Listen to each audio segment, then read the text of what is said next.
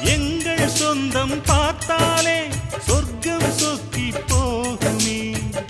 எங்கள் வீட்டில் பூத்தாலே பூவின் நாயுள் கூடுமே.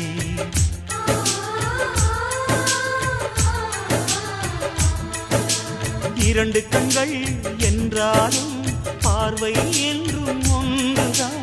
உருவத்திலே தனித்தனிதான், உள்ளம் என்றும் ஒன்றுதான். ஒரு சேவல்தான் நடை காத்தது, இந்த அதிசயம் பாருங்கள். கண்ணனை வாழ்த்துங்கள்.